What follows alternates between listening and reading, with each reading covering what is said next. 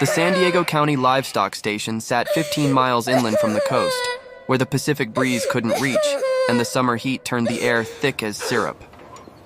It wasn't a ranch in the traditional sense. It was a holding facility for problem animals, the last stop before slaughter for cattle that couldn't be managed on working ranches. Pen 7 was the isolation paddock. Double-reinforced steel fencing, warning signs posted every 6 feet, and a 10-foot buffer zone that no one crossed without explicit authorization. Inside that pen stood Vulcan, a 3-year-old Brahman crossbreed bull, 2,000 pounds of muscle and rage, with a scar running from his left eye to his jaw, and a reputation that had gotten 3 ranch hands hospitalized in the past 6 months. Jonas Trevis, the station's head livestock manager, stood at the fence with his morning coffee, watching Vulcan pace the perimeter like a caged predator. Jonas was 48, lean and weathered, with the kind of face that had stopped showing emotion years ago. He'd worked with difficult cattle for 2 decades, but Vulcan was different. Vulcan was broken in a way Jonas didn't know how to fix. Still trying to figure him out? Ben Harper approached, carrying the morning feeding schedule. Ben was 26, eager, still believed every animal could be saved. Jonas had been like that once.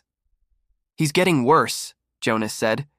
"Yesterday he charged the fence when Aaron was just walking past. Didn't even get close, just walking. The bull went from calm to homicidal in 2 seconds. What's his history again?" Jonas pulled out his tablet, scrolling through Vulcan's file. Born at the Riverside Valley Ranch, raised normally until he was 18 months old. Then something happened. File's vague on details, just says, incident resulting in trauma.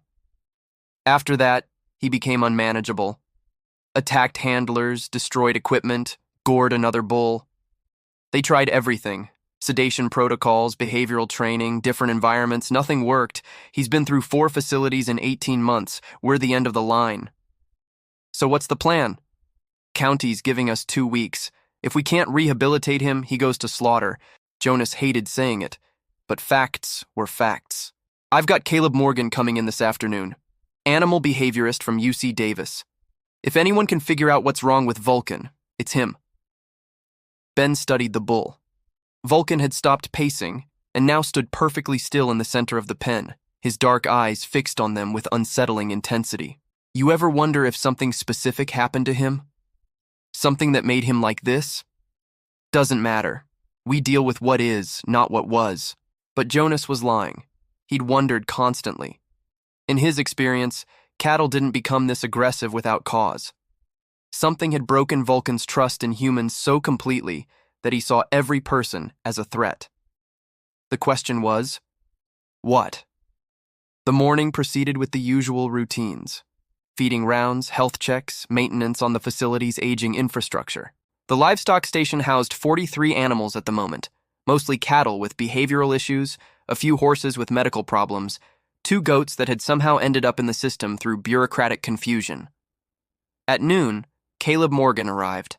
He was in his late 30s, dressed in field clothes that actually showed use, carrying equipment that looked expensive and scientific. He spent an hour reviewing Vulcan's file before even approaching Pen 7. "This is fascinating," Caleb said, scrolling through behavioral notes. "His aggression isn't random.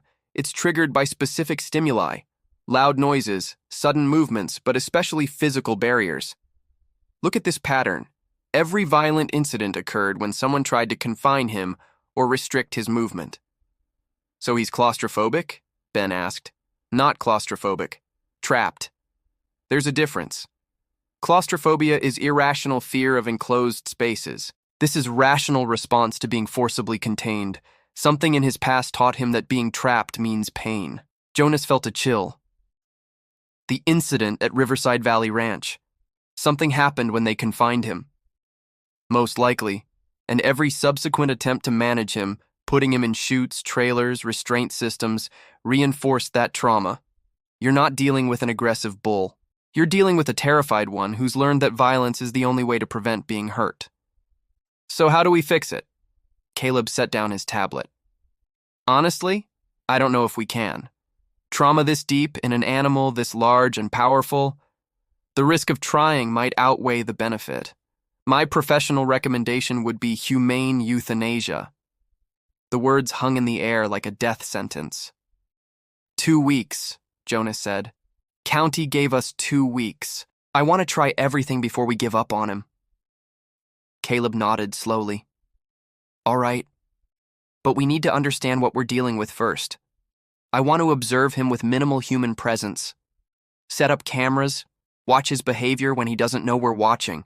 Sometimes animals show their true nature only when they feel safe. They spent the next 3 hours setting up remote cameras around Pen 7, positioned to capture Vulcan from every angle without anyone having to enter his space. The bull watched them work, his massive head tracking every movement, but he didn't charge or show aggression, just intense, constant vigilance. He's exhausting himself, Caleb observed. Constant hypervigilance takes enormous energy. He can't relax, can't let his guard down. That's not sustainable long-term. By late afternoon, the setup was complete. Jonas, Ben, Caleb, and 2 other staff members, Jared Collins and Aaron Hayes, gathered in the monitoring room to watch the live feeds. Now we wait, Caleb said. See what he does when he thinks no one's watching. But they never got the chance to find out. At 4:47 p.m., while the team was focused on the monitors, Sophie Martinez walked through the main gate of the livestock station, crying and looking for her father. She was 7 years old, wearing a pink backpack and light-up sneakers, her dark hair pulled back in a ponytail that had come half undone. She'd gotten separated from her dad at the county fair 3 miles away, wandered confused through parking lots and side roads, and somehow ended up at the livestock station because she'd seen the word county on the sign and thought it might be where official people could help her find her daddy. The main gate had been left open because a delivery truck was unloading feed. Sophie walked right past it, saw buildings that looked important, and headed toward them. Nobody saw her. The staff was in the monitoring room. The delivery driver was around back with his forklift. Sophie walked across the main yard, past Pen 3 with the retired horses, past Pen 5 with the dairy cows, past the equipment shed and the feed storage. She was crying harder now, scared and tired, calling out, "Daddy! Daddy, where are you?" And then she saw Pen 7. She didn't see the warning signs, couldn't read that well yet anyway. She didn't see the reinforced fencing or understand what it meant. She just saw a big animal that looked kind of like the cows at the petting zoo her dad had taken her to last year. The gate to Pen 7 had a complex latch system designed to prevent accidental opening. But it had been installed incorrectly during last month's fence reinforcement, and the secondary lock hadn't engaged properly. When Sophie touched it, trying to lean against something while she caught her breath, the gate swung open. She stepped inside Pen 7, still crying, still calling for her daddy. Vulcan was at the far end of the paddock, in the shade of the one tree the pen contained.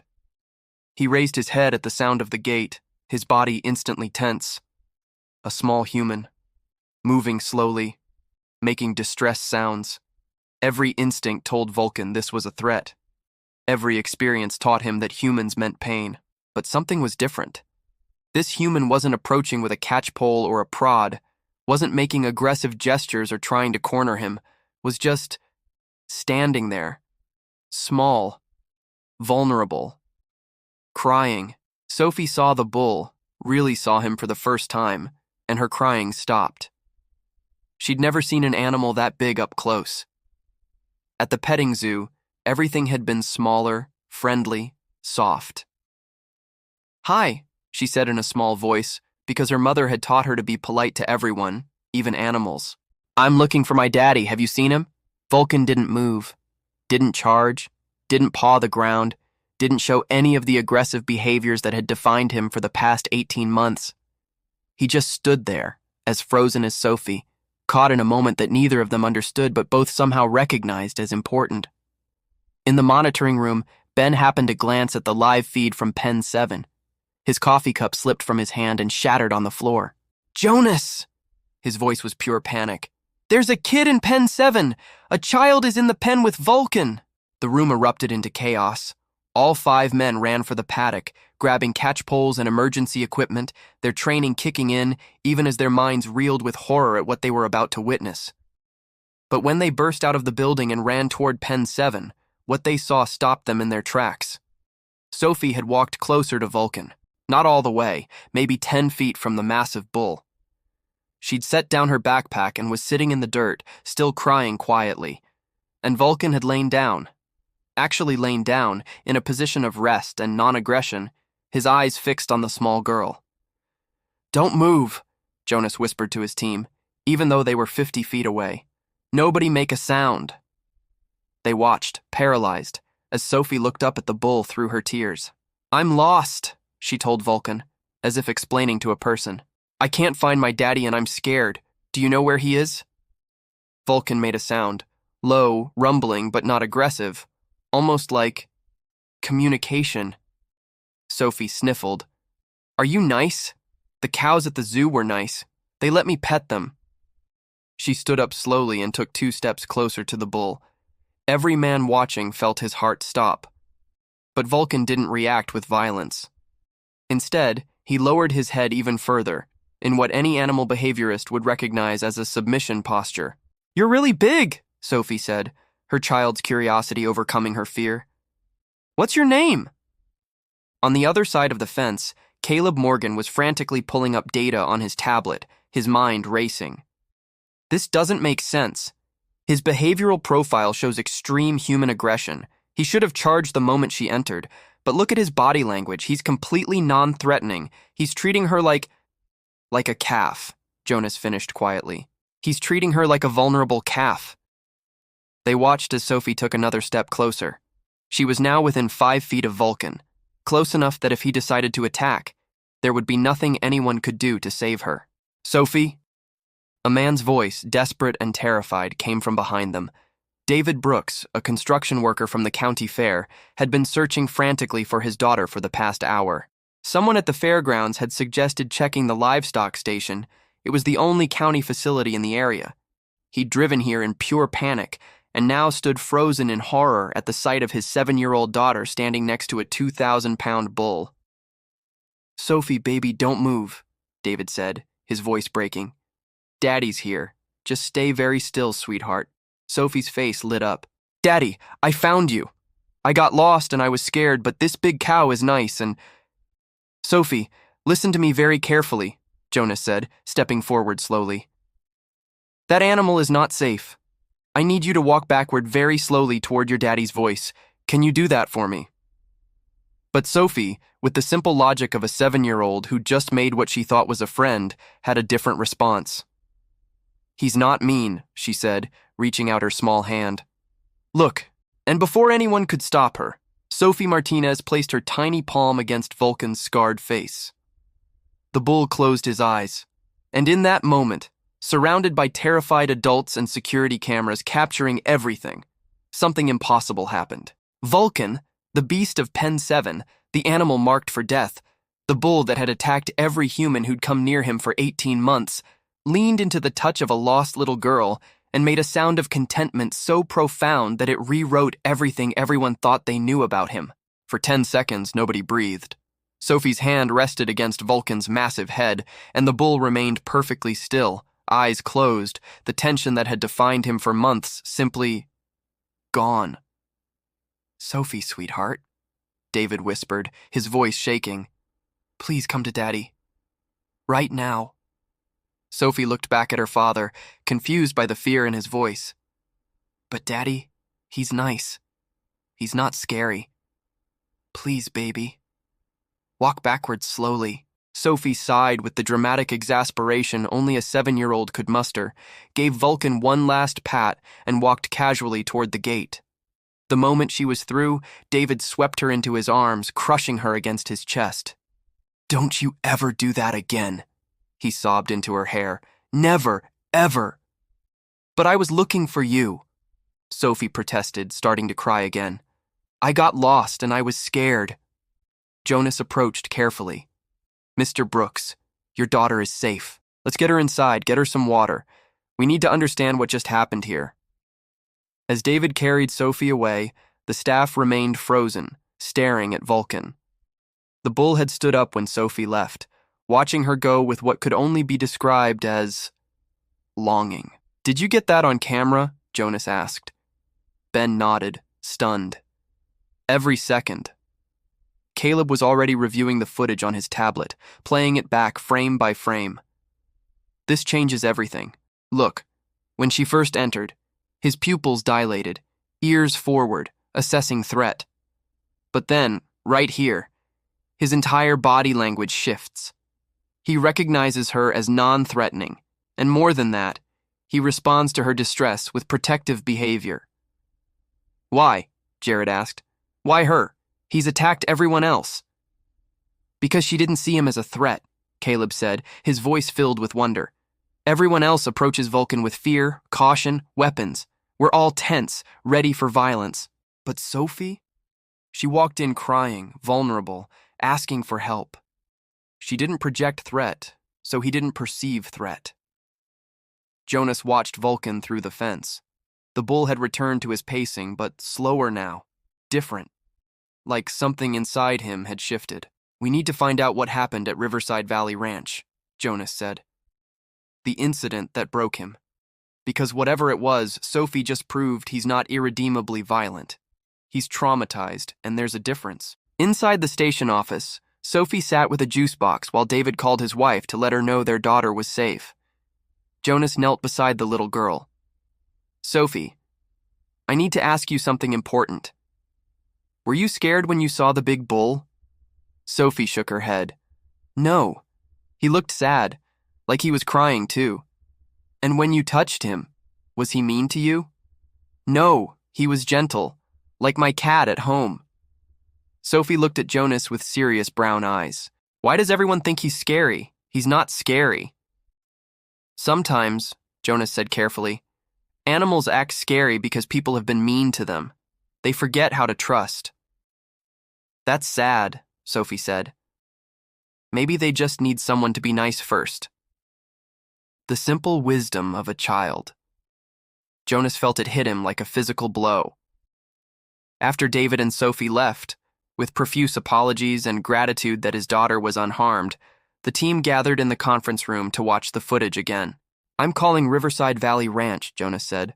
We need the full story, not the sanitized version in the file, the real story.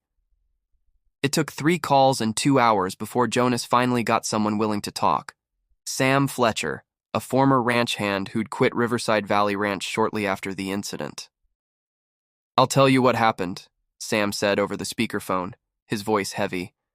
Because I've felt guilty about it every day since.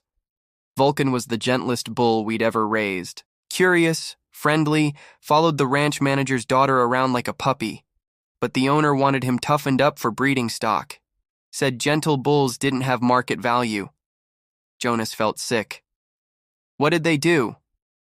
Hired a trainer who used what he called dominance techniques. Locked Vulcan in a squeeze chute for hours, used electric prods, starved him to make him aggressive during feeding. The final straw was when they trapped him in a transport trailer for 2 days, no food, no water, trying to break his spirit. When they finally let him out, Vulcan went berserk, attacked everyone in sight. That's when they labeled him dangerous and sent him away. The room was silent. They tortured him, Ben finally said. They deliberately traumatized him and then blamed him for the result. And every facility after that just reinforced the trauma, Caleb added. Every time someone tried to control him with force, it confirmed what he'd learned. Humans equal pain. Jonas looked at the frozen frame on the screen. Sophie's small hand on Vulcan's face. The bull's eyes closed in something like peace. That little girl showed him something he'd forgotten, Jonas said quietly. That not all humans hurt. That gentleness still exists. So what do we do? Jared asked. Jonas made a decision that would either save Vulcan or end his own career. We change everything. Jonas called an emergency meeting with the county board the next morning. He presented the footage of Sophie and Vulcan, explained Sam Fletcher's testimony, and made his case. Vulcan wasn't a dangerous animal. He was an abused one who'd never been given proper rehabilitation. I'm requesting a 90-day extension, Jonas said. 3 months to implement a trauma-informed rehabilitation program. No force, no confinement, no traditional dominance methods. We let him heal on his terms. The board was skeptical. And if he attacks someone during this healing process, then I take full responsibility. But I believe what we saw yesterday proves he's capable of trust, if we approach him correctly. After 2 hours of debate, they granted 60 days. Not the 90 Jonas wanted, but enough. Caleb designed the program. We start by removing all stressors. No loud noises, no sudden movements, no attempts to confine him. We let him observe normal, calm human activity from a distance. Let him learn that humans can exist near him without causing pain. They began that afternoon. Instead of trying to handle Vulcan, staff simply worked near his pen, repairing fences, organizing equipment, doing paperwork on benches positioned where he could see them. At first, Vulcan paced and snorted, suspicious. But gradually, over days, he began to relax, began to watch with curiosity instead of fear. Ben started sitting outside the pen during lunch breaks, eating his sandwich and talking softly about nothing important. "Hey, Vulcan. Looks like rain tomorrow. Hope you like rain. I don't mind it myself." By week 2, Vulcan would approach the fence when Ben arrived, standing close enough that Ben could see the intelligence in his eyes. Not rage, but wariness mixed with something like hope. "He's relearning," Caleb observed. "His brain is creating new associations. Humans present equals calm, not pain." The breakthrough came on day 17. Aaron was cleaning the water trough near Pen 7 when he accidentally dropped his tool bucket with a loud crash. Everyone froze, expecting Vulcan to charge. Instead, the bull flinched but didn't attack. He backed away, watching, but his body language showed fear, not aggression. He didn't perceive it as a threat, Caleb said, reviewing the footage. 6 weeks ago, that noise would have triggered violent response. Now he's processing it as an accident, not an attack. Jonas felt cautious optimism. He's healing. But the real test came when David Brooks called 3 weeks into the program. "Sophie keeps asking about the bull," David said. "She draws pictures of him, talks about him constantly. She wants to know if he's okay. And I know this sounds crazy, but could she visit him? Under supervision, obviously. I think she genuinely cares about that animal." Jonas knew it was risky, but he also knew that Sophie had reached Vulcan in a way no one else had. "Yes, but we do this carefully." The visit was planned like a military operation. Sophie would approach with her father, Jonas, and Caleb present. They'd stay outside the fence. If Vulcan showed any stress, they'd leave immediately. Sophie arrived the next Saturday wearing the same pink backpack, carrying a drawing she'd made. "I made him a picture," she announced, "so he knows I didn't forget him." When Vulcan saw Sophie, his entire demeanor changed.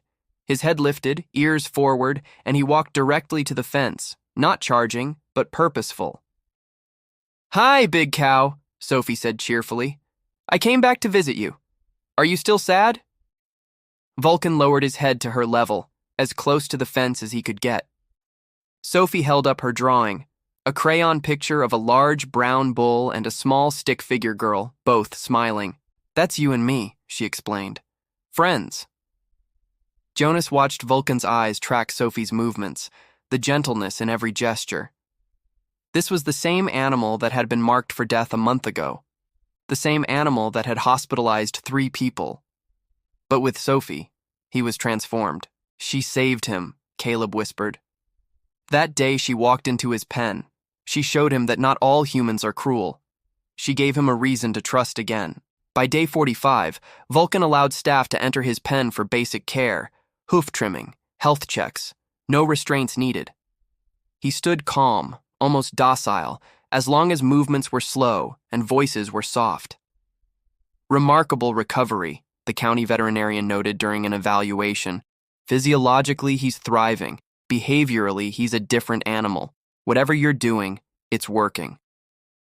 With 2 weeks left in the 60-day window, Jonas received an unexpected call from a woman named Dr.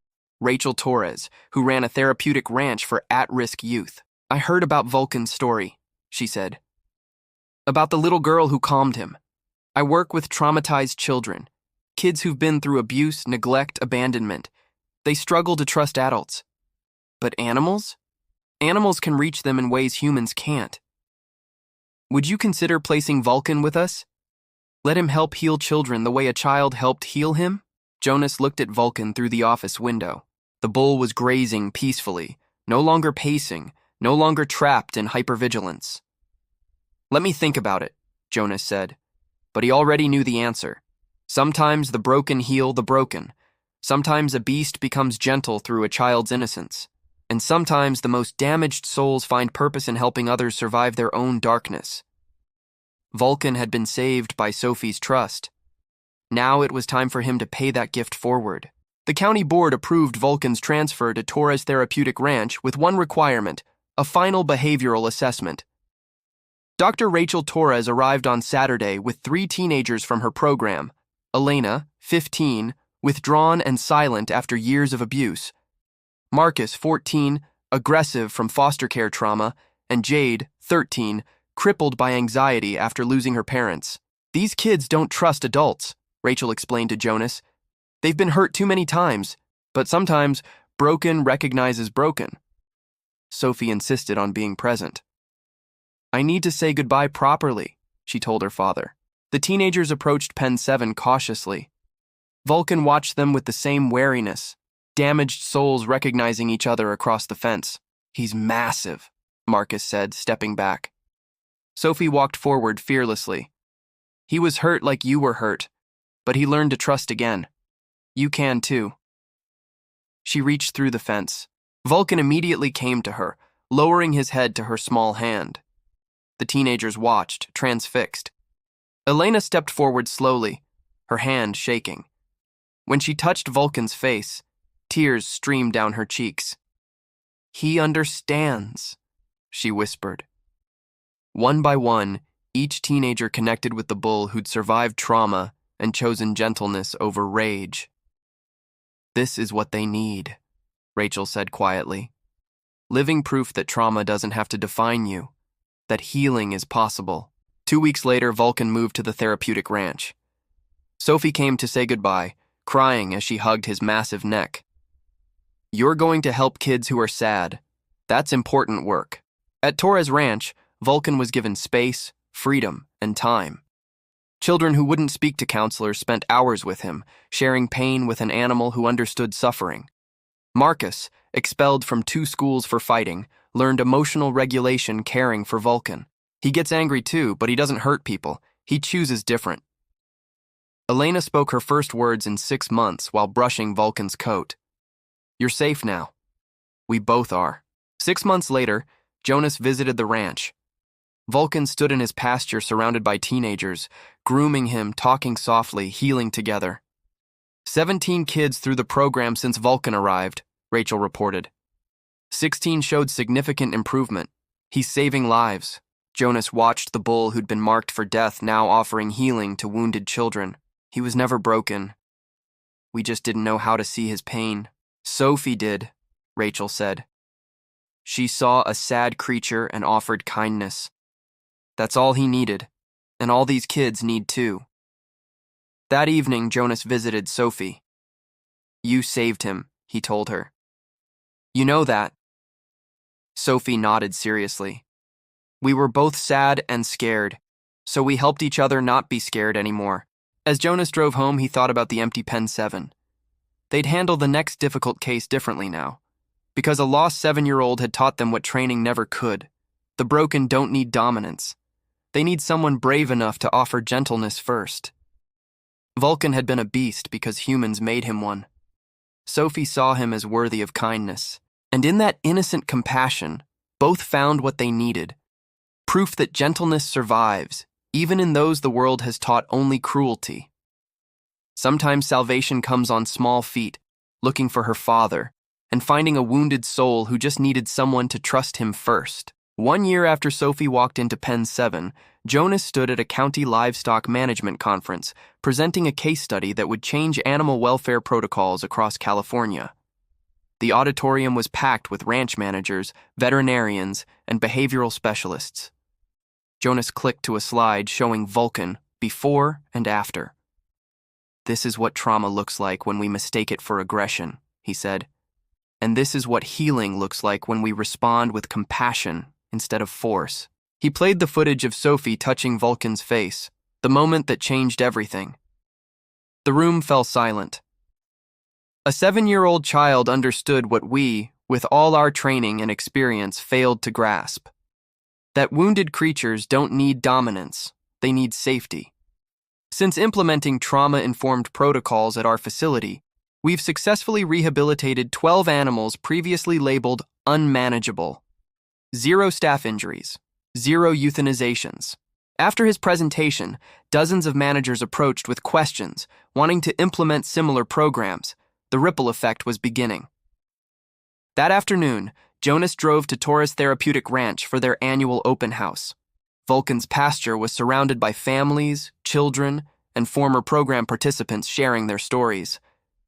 Alina, now 16 and confident, stood beside Vulcan, telling visitors, "He taught me that my past doesn't define my future, that I can choose gentleness even after experiencing violence." Marcus demonstrated how he'd learned to manage his anger by observing Vulcan's calm presence. "When I feel rage building, I remember how Vulcan could destroy things, but chooses not to. I can choose too." Sophie arrived with her family, running to Vulcan with the same fearless joy she'd shown that first day. The bull lowered his head to her immediately, their bond unchanged by time. "He remembers me." Sophie laughed, hugging his massive neck. "Of course he does," Rachel said, joining them. "You saved his life. Animals don't forget that kind of love." David Brooks, Sophie's father, watched his daughter with Vulcan. "You know, I spent an hour that day terrified my child would be killed by a dangerous animal. Turns out she wasn't in danger. She was exactly where she needed to be, doing exactly what needed to be done." "She saw what we couldn't," Jonas said. "That underneath all that rage was just pain looking for relief." As sunset painted the California sky orange and gold, Sophie sat in the grass beside Vulcan while he grazed peacefully. Around them, a dozen teenagers who'd found healing through this once violent bull talked quietly, laughed, and simply existed without fear. "Mr. Jonas?" Sophie looked up at him. "Do you think Vulcan knows he's helping people?" Jonas watched the bull, calm, gentle, present. "I think he knows he's safe now, and that safety lets him offer others what he once needed, proof that the world isn't all cruelty, that kindness exists, even for the broken." Sophie nodded wisely. "Everyone just needs someone to be nice first." The simple truth of it resonated across the pasture. Vulcan, the beast of Pen 7, had become a healer because one lost child looked past his rage and saw his pain. She'd been looking for her father that day. Instead, she found a wounded soul who needed exactly what she offered: unconditional gentleness. And in saving him, she'd created a legacy that would heal hundreds, proof that the most profound transformations often begin with the smallest acts of compassion. Sometimes we find what we need by helping others find what they've lost. Sometimes salvation wears light-up sneakers and sees monsters as friends. Sometimes the most dangerous creatures just need someone brave enough to say, "Hi, I'm lost too. Can we not be scared together?" And sometimes that's enough.